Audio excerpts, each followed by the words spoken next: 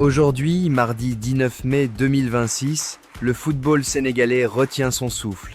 Dans 2 jours, sauf changement de dernière minute, Pape Thiaw devrait publier la liste retenue pour la Coupe du Monde 2026. Et comme toujours avant une grande compétition, le pays entier entre dans cette période où chaque poste devient un débat, chaque absence possible devient une polémique, chaque retour espéré devient une discussion nationale. Dans les rédactions, dans les plateaux sportifs, dans les groupes WhatsApp, dans les garages, les cafés, les salons et les quartiers, chacun a déjà sa propre liste. Qui doit accompagner les cadres? Quel jeune mérite d'entrer dans le groupe? Quel joueur en difficulté peut être sauvé par son expérience? Quel Lion risque de payer une saison compliquée? Le sélectionneur, lui, prépare ses choix dans le silence, mais autour de lui, la pression monte. Une liste de Coupe du Monde au Sénégal n'est jamais une simple annonce sportive. C'est un événement national. Pendant ce temps, les Lionceaux U17 ont redonné un peu d'air au football sénégalais dans leur CAN au Maroc. Leur victoire, 1-0 contre le Ghana, a relancé leur parcours dans le groupe D. Ce succès n'a peut-être pas été spectaculaire, mais il a eu une grande valeur mentale. Dans ce genre de tournoi, il faut parfois savoir gagner petit, gagner dans la douleur, gagner sous pression, et c'est exactement ce que cette jeune génération a réussi à faire. Le Sénégal n'est plus une nation de jeunes talents que l'on découvre par surprise. Aujourd'hui, les adversaires connaissent la valeur des lionceaux. Ils savent que le Sénégal forme, exporte, gagne et impressionne. Cela change totalement la manière dont les matchs sont abordés. Chaque équipe qui affronte le Sénégal joue avec une motivation supplémentaire. Les jeunes Lions ne sont plus seulement observés, ils sont attendus. Et c'est dans cette pression-là que se forgent les vraies générations. Sur le plan local, le football sénégalais reste animé par les coupes nationales et par une fin de saison qui garde toute son intensité. La Coupe de la Ligue a déjà offert des affiches fortes avec Teungueth FC contre Diambars et l'AS Douanes face à la Sonacos. Ce sont des matchs qui racontent beaucoup sur la densité du football local.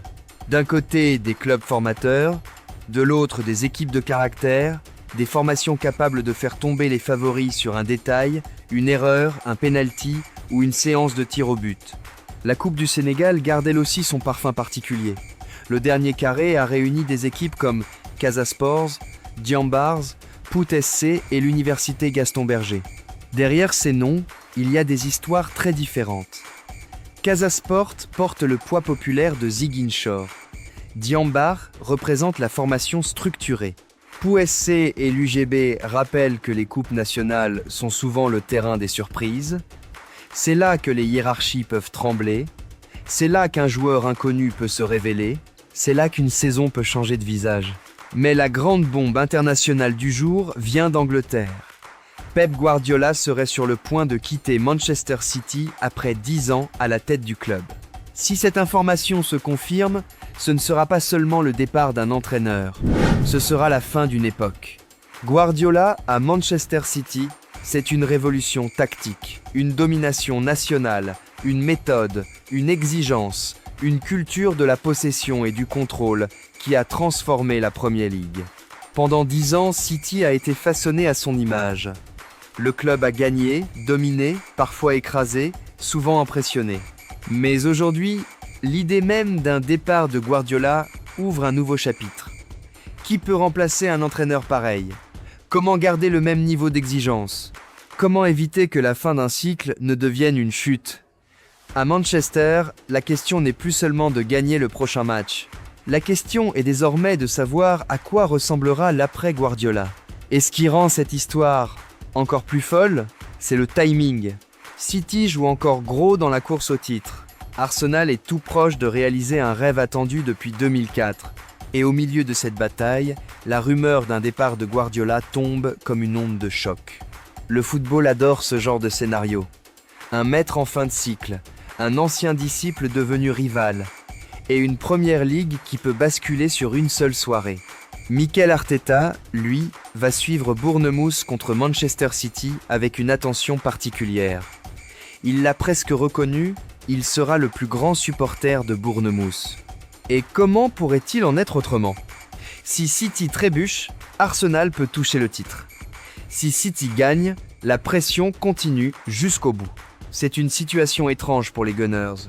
Ils ont fait leur travail, mais leur destin dépend encore d'un autre résultat. Arsenal a battu Burnley grâce à un but de Kai Havertz, mais même cette victoire n'a pas échappé au débat. Une action litigieuse, un possible carton rouge non donné, des discussions autour de l'arbitrage, tout est amplifié dans une fin de saison. Quand un club se rapproche du titre, chaque décision devient suspecte pour les uns, décisive pour les autres. Arteta répète que son équipe a fait ce qu'elle devait faire. Mais maintenant, Arsenal attend. Et parfois, attendre est plus difficile que jouer. Le programme anglais du jour est donc brûlant. Bournemouth reçoit Manchester City à 18h30 GMT, puis Chelsea reçoit Tottenham à 19h15 GMT. Deux affiches, deux ambiances, deux enjeux. City joue sa survie dans la course au titre. Chelsea et Tottenham se retrouvent dans un derby londonien où il y a toujours plus qu'un simple classement.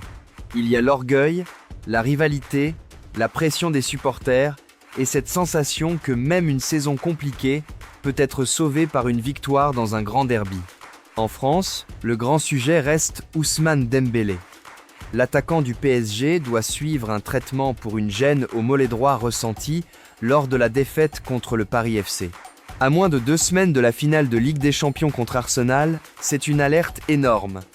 Le club tente de rassurer. Luis Enrique parle de fatigue. Mais dans ce genre de moment, chaque douleur devient une inquiétude nationale pour les supporters parisiens. Le PSG peut difficilement imaginer sa finale européenne sans un Dembélé en pleine possession de ses moyens. Depuis plusieurs semaines, il est devenu l'un des visages du nouveau Paris. Plus tranchant, plus décisif, plus mature dans son jeu. Sa sortie précoce contre le Paris FC a donc immédiatement réveillé les peurs, parce qu'une finale de Ligue des Champions ne se joue pas seulement avec des systèmes. Elle se joue avec des hommes capables de créer l'imprévisible, et Dembélé fait partie de ces joueurs-là. Cette finale PSG-Arsenal aura lieu le 30 mai à la Puskás Arena de Budapest. Et déjà, elle ressemble à un choc de récit. Paris veut confirmer son nouveau cycle sous Luis Enrique. Arsenal veut couronner des années de progression sous Arteta.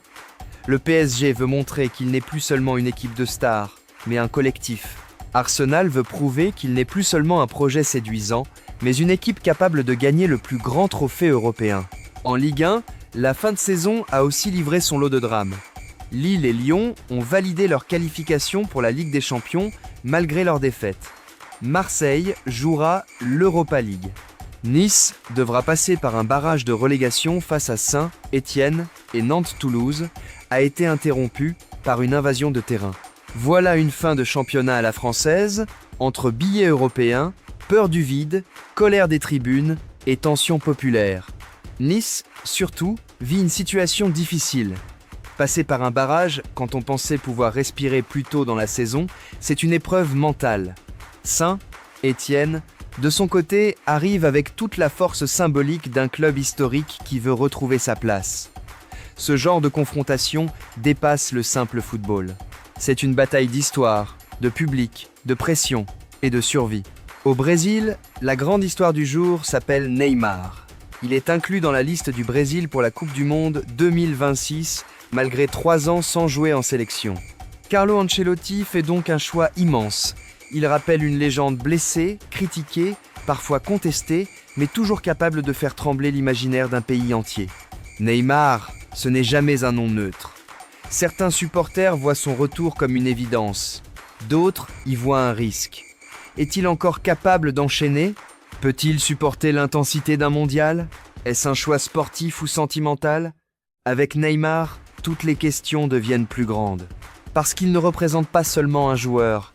Il représente une époque, des regrets, des rêves inachevés, des blessures, des dribbles, des larmes, et peut être une dernière chance. Le Brésil ne parle donc plus seulement de tactique. Il parle de mémoire. Il parle de ce que Neymar a été, de ce qu'il peut encore être et de ce qu'il symbolise pour une génération. Ancelotti sait très bien que ce choix sera commenté partout. Mais il sait aussi qu'une Coupe du Monde se gagne parfois avec des joueurs capables de faire basculer une soirée sur un geste. Dans les journaux sportifs du monde, Les grandes unes tournent autour de ces mêmes récits. La finale PSG-Arsenal, la course au titre en Angleterre, l'éventuel départ de Guardiola, le retour de Neymar, les blessures des stars et les listes de Coupes du Monde. Les unes ne racontent pas seulement l'actualité, elles montrent ce que chaque pays choisit de dramatiser. Aujourd'hui, l'Europe parle de fin de cycle, de finale, de sélection mondiale et de peur de perdre ses héros au mauvais moment. En Angleterre, tout semble suspendu au résultat de Manchester City. Si City bat Bournemouth, la pression revient immédiatement sur Arsenal. Si City trébuche, les Gunners peuvent commencer à toucher du doigt un titre attendu depuis plus de 20 ans. Et pendant que le ballon roule, tout le monde pensera aussi à Guardiola. Est-ce l'une de ces dernières soirées importantes sur le banc de City? Est-ce le début d'un adieu? Ou simplement une rumeur de plus dans un football qui adore fabriquer des tremblements de terre avant les grands verdicts? Si l'on résume cette journée du 19 mai 2026, le Sénégal attend la liste des Lions comme un événement national. Les U17 se relancent dans leur camp, les coupes locales gardent leur intensité. Manchester City joue une soirée capitale. Avec l'ombre immense du possible départ de Guardiola, Arsenal rêve d'un titre historique. Dembélé inquiète Paris avant la finale de Ligue des Champions. Neymar revient dans la liste du Brésil. Et la Ligue 1 française termine dans un mélange d'Europe, de barrages et de chaos. Aujourd'hui, le football ne raconte pas seulement des matchs. Il raconte des fins de cycle, des retours de légende, des listes attendues, des blessures qui font trembler les clubs, des supporters qui espèrent, des entraîneurs qui préparent peut-être leurs adieux, et des soirées capables de changer une saison entière.